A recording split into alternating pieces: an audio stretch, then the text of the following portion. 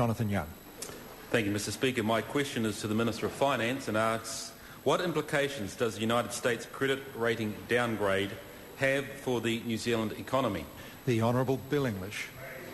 Mr Speaker, the downgrade and subsequent financial market volatility confirms that we live in risky and uncertain times. Finance markets are sending a clear message to New Zealand and to any government that they have no appetite for governments that cannot get on top of their fiscal or debt problems, or for policies that require more debt and borrowing.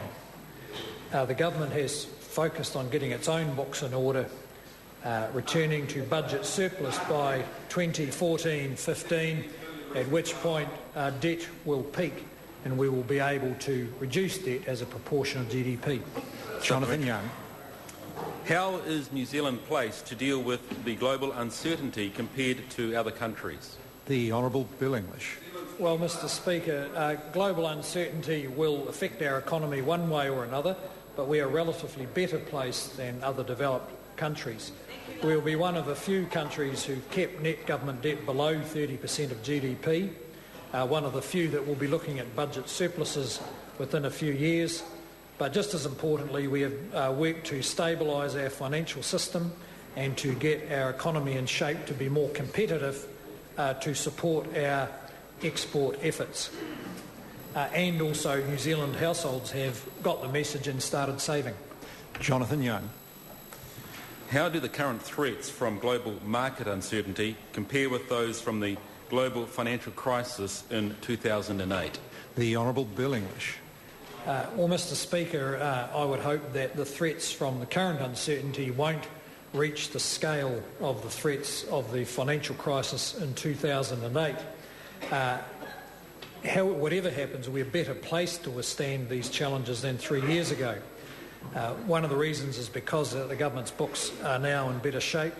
Our largest trading partners, Australia and China, are two of the world's better performing economies.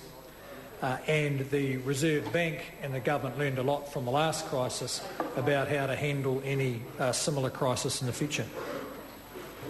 Jonathan Young. What policies would put New Zealand's relatively strong economic and fiscal position at risk? The Honourable Bill English. Well, Mr Speaker, any policy that requires the government to borrow more than is currently projected on volatile world financial markets, and any policies that make it harder rather than easier for our exporters to earn a living from the rest of the world. For instance, a wide range of complicated tax system changes or reducing returns to KiwiSaver would send New Zealand backwards. The Honourable John Boscawen. Thank you, Mr Speaker. Supplementary Order. to the Minister of Finance. Honourable John Boscawen. Order. Honourable John Boscawen. Thank you. Supplementary to the Minister of Finance.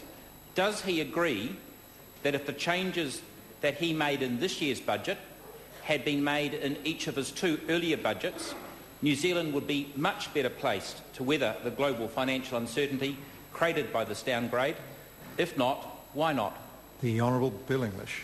Well, Mr Speaker, in its first two budgets the government did make significant changes because the fiscal mess left behind by the previous government was not widely understood.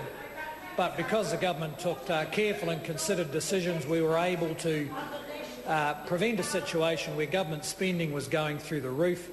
It looked like our debt would continue rising with no end, and sensible decisions over those three budgets have corrected that situation, so we're much less vulnerable now. Of course, you could argue we should have done more sooner, but in the bottom of the New Zealand recession we believe that would be harmful to the New Zealand economy. Question number 2, the Honourable Leader of the Opposition.